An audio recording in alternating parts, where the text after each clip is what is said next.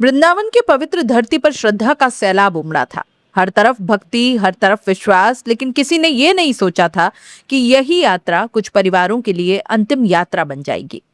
नदी के बीचों बीच राधे राधे की गूंज थी और अगले ही पल चीखों, अफरा तफरी और पानी में डूबते लोग। यमुना की लहरों ने 11 जिंदगियां निगल ली।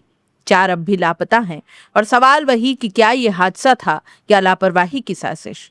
शुक्रवार दोपहर करीब 3 बजे केसी घाट के पास 47 श्रद्धालुओं से भरी नाव धीरे धीरे यमुना के बीच बढ़ रही थी। घाट बांके बिहारी मंदिर से महज 2 किलोमीटर दूर। सब कुछ सामान्य था। लोग भजन कर रहे थे, मोबाइल से वीडियो बना रहे थे, लेकिन तभी मौसम ने करवट ली।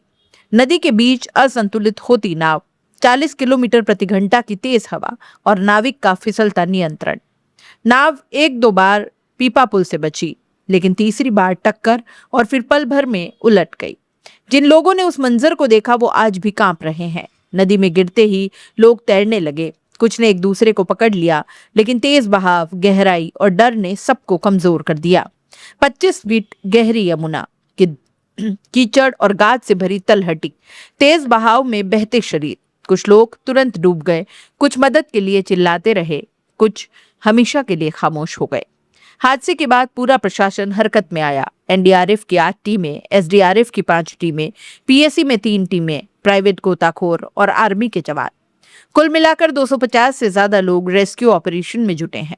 14 किलोमीटर तक यमुना में सर्च ऑपरेशन, हर घाट, हर मोड़, हर गहराई की तलाशी। अब तक 22 लोगों को सुरक्षित निकाला गया। 11 की मौत हो गई और 4 अभी भी लापता हैं। देखिए, बहुत ही दुर्भाग्यपूर्ण घटना घटी है।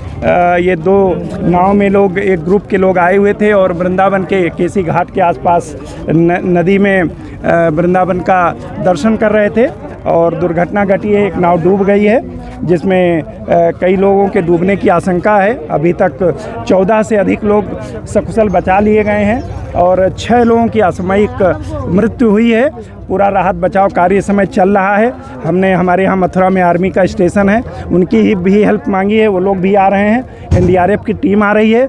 अच्छी बात यह है कि यहाँ लोकल गोताखोर काफ़ी संख्या में रहते हैं। ये इलाका उन्हीं का है, तो काफ़ी गोताखोर भी लगे हुए हैं और युद्ध स्तर पर राहत बचाव कार्य चल रहा है। माननीय मुख्यमंत्री जी ने तत्काल घटना का संज्ञान लेते हुए हर तरीके से राहत बचाव कार्य करने, जितने भी घायल हैं उनका इलाज कराने का निर्देश दिया है और हम सभी लोग लगे हुए हैं कि सभी लोग सकुशल बच जाएं। यही मेरी बांके बिहारी जी से प्रार्थना है। पहचान हो पाई है सर, कहाँ के हैं? देखिए, अभी जो मिले हैं ये पंजाब लुधियाना के हैं। अभी एक उनके जो साथ में थे जो सकुशल बच गए हैं। और पूरी इस हादसे ने सिर्फ जान नहीं ली, पूरे परिवार तबाह कर दिए। मृतकों में शामिल है माँ बेटा, चाचा चाची, बुआ फूफा। एक ही परिवार के 7 लोग एक साथ खत्म हो गए।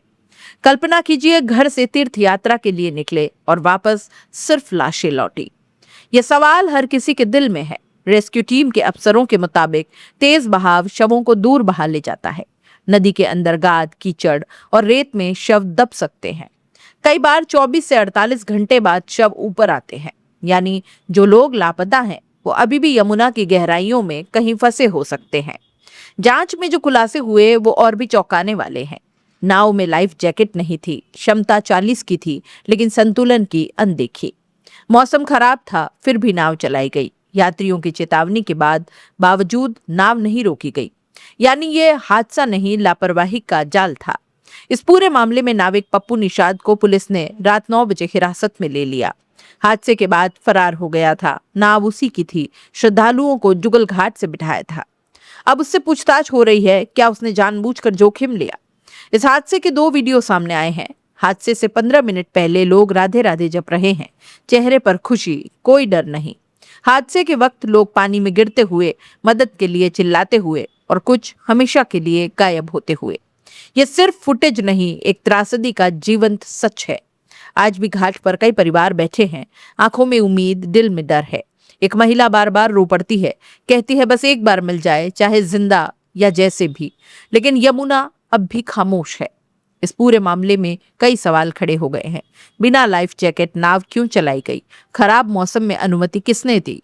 सुरक्षा के नियमों की निगरानी कौन कर रहा था? क्योंकि जब लापरवाही जान ले तो वो सिर्फ हादसा नहीं रहती, वो सिस्टम की नाकामी भी बन जाती है।